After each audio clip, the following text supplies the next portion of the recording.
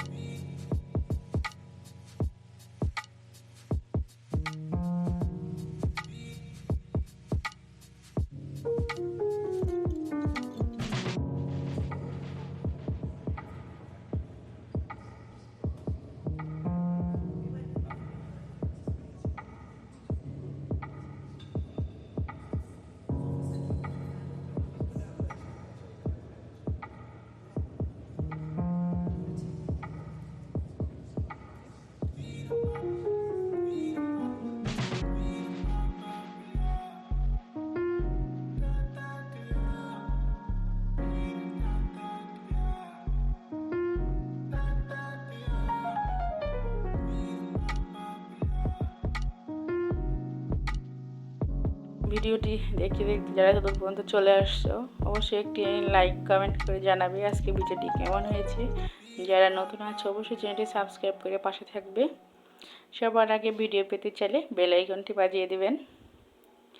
তো দেখুন চারপাশে লোকজন এত পরিমাণ ভিড়, তো সামনে দেখে বুঝতে পারবেন আসলে মানে আমি এখন বের হওয়ার সময় এই অবস্থা, আমি মনে করেন জাস্ট অবাক হয়ে গেছি যে এখানে আসলে কি হচ্ছে।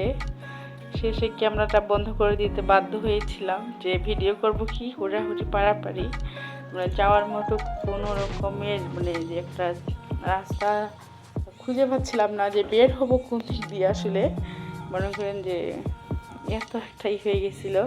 তো এদিকে একটু ফাঁকা, এদিক দিয়ে আমি কিন্তু যাচ্ছিলাম যে ফাঁকা দিয়ে চলে যাব, কিন্তু সামনে যখন গেলাম তখন মনে হচ্ছে যে আমি ঢাকার মনে করেন যে রোডে জ্যামে পড়ে গেছি, যে এখন আমি কোন দিকে যাব, আগাইতে পারবো না, পিছাইতে পারি না, এরকম একটা মানে অবস্থা হয়ে গেছিলো। আসলে যে এই জ্যামের মধ্যে পড়ে সে বুঝে এই জ্যামটা আসলে কী রকম। এদিকে কিন্তু ফাঁকা ফাঁকাই, আমি সাইড দিয়ে এই জন্য যাচ্ছি যে এত জ্যামের ভিতরে যাব না। খুবই গরম করতেছিল, সেরকম রোদ ছিল না, কিন্তু অতিরিক্ত মাত্রায় গরম। তো দেখুন সামনের দিকে একটু লক্ষ্য করুন, এইখানে মেয়েরা খেলনা কিনবে, যখনই বাইরে যাবে তখনই ওদের খেলনার প্রয়োজন, সব সময়ের জন্য খেলনা প্রয়োজন, খেলনা তো চাই চাই, যতবারই বাইরে যাবে ততবারই ওদের খেলনা লাগবে। আর বাচ্চার বাবাও ঠিক সেরকম, মানে আপনার ভাইয়া খেলনা কিনে দিবে এত এত।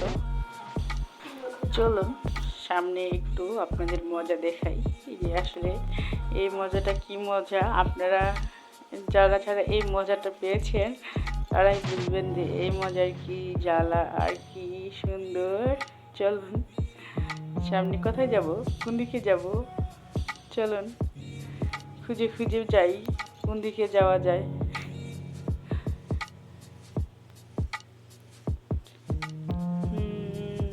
আর এক সুন্দর মামিয়ে খাচ্ছে এদিকে। বয়স আসলে বয়স লাগে না, ঘুরতে যাওয়া, প্রেম ভালোবাসা মহব্বত এসবের আসলে বয়স লাগে না। সেই যখনই হোক না কেন, যেরকম বয়সী হোক না কেন, খুব সুন্দরভাবে ঘোরা, মানে একটা বন্ডিং থাকা চাই। আর দেখুন লক্ষ্য করুন, এটা হলো গেট। এখানে কতগুলা মাথা কিছু বোঝা যাচ্ছে, কোন দিকে যাব কোন দিকে যাব না সেটাই ভেবে পাচ্ছি না, যে আসলে কোন দিকে যাব। এত পরিমাণ রাগ উঠে গেছিলো যে কি করব, যে এত জাম লাগার কি প্রয়োজন ছিল। মানে এদিকে বের হওয়া যাচ্ছে না, ওদিক থেকে ফিরে আর ঢুকতে আসে, মানে কি একটা অবস্থা হয়ে গেছে। দেখুন মনে করেন যে জাস্ট বিরক্তকর একটা অবস্থা। এইখানে প্রায় 1 ঘন্টার মতো দাঁড়িয়ে থাকা মানে মনে করেন নিজের শরীরে কি একটা অবস্থা সেটা অবশ্যই বুঝতে পারতেছেন। একবার দেখুন বাচ্চাটা কি কান্না করতেছে এই চিপার মধ্যে পড়ে, একদম মানে বাচ্চারা নাজেহাল অবস্থা। যারা ছোটো বাচ্চা নিয়ে আসছে তাদের যে কী অবস্থা হয়েছিল মনে করেন যে একদম খুব একদম দেখুন কী অবস্থা, মনে করেন যে জীবনটা তেজপাতা হয়ে গেছে, যে বের হইতে পারলে মনে হয় জীবনটা বেঁচে যাবে এরকম। তো অনেকটা দূরে এগিয়ে চলে আসছি, এখন বের হয়ে যাওয়ার পালা। এই যে বের হয়ে আসছি, দেখুন। তো ভালো থাকবেন, আজকের ব্লগটা কেমন হলো জানাবেন। আল্লাহ হাফেজ, আসসালামু আলাইকুম।